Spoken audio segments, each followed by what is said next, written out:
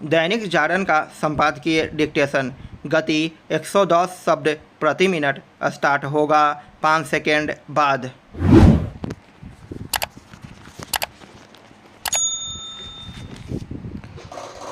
Start.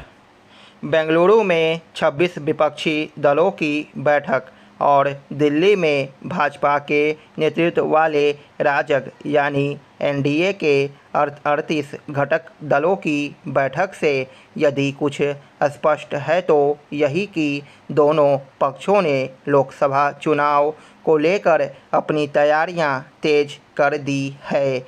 यह समय ही बताएगा कि दोनों पक्षों के साथ जो दल खड़े हुए वे लोकसभा चुनाव तक जहां हैं वहीं बने रहेंगे या नहीं, क्योंकि अपने देश में अंतिम समय तक पाला बदलने का खेल चलता रहता है। बेंगलुरु में भाजपा के खिलाफ एकजुट हुए दलों ने अपने गठबंधन का नामकरण इंडिया यानी Indian national development inclusive alliance रखा। पता नहीं यह गठबंधन यूपीए यानी संप्रग जैसा होगा या नहीं, लेकिन इस नाम से यह संदेश देने का प्रयास अवश्य किया गया है कि विपक्षी दल भारत का प्रतिनिधित्व कर रहे हैं। कहना कठिन है कि विपक्षी दलों को इस नामकरण का कितना राजनीतिक लाभ मिलेगा और वह जनता को कितना लुभाएगा। वैसे गठबंधन का नाम तय करना ही पर्याप्त नहीं, इसे कांग्रेस अध्यक्ष ने यह कहकर स्पष्ट भी किया कि इस गठबंधन की मुंबई में होने वाली अगली बैठक में एक 11 सदस्यीय समन्वय समिति बनेगी और दिल्ली में उसका एक कार्यालय भी बनेगा।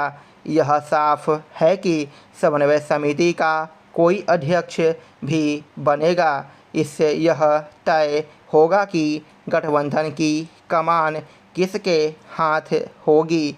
जिस तरह यह कहा गया कि गठबंधन का नाम राहुल गांधी ने सुझाया, उससे यही लगता है कि उन्हें गठबंधन के नेता के तौर पर आगे किया गया। यह भविष्य बताएगा कि क्या अन्य विपक्षी नेता राहुल गांधी को गठबंधन के नेता के तौर पर स्वीकार करेंगे। विपक्षी दल एकजुटता की चाहे जितनी बातें करे, उनके लिए गठबंधन का नेता यानी प्रधानमंत्री का चेहरा चुनना आसान काम नहीं होगा।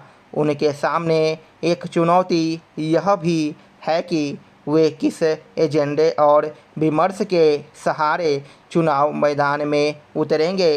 केवल यह कहने से काम चलने वाला नहीं है कि मोदी सरकार लोकतंत्र को कुचलने और संविधान को ख़त्म करने का जो काम कर रही है, उसके खिलाफ हम एकजुट होकर लड़ने के लिए प्रतिबद्ध हैं।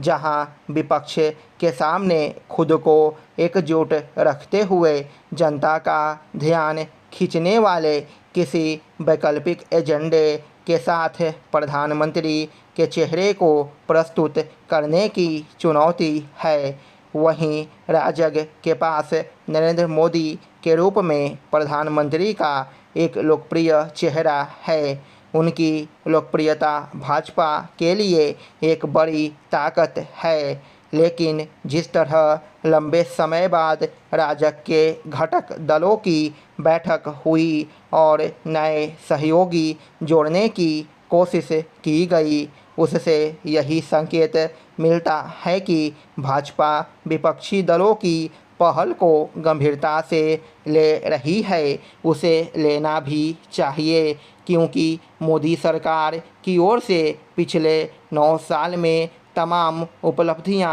हासिल किए जाने के बाद भी उसे सत्ता विरोधी रुझान से दो चार होना पड़ सकता है। स्टॉप।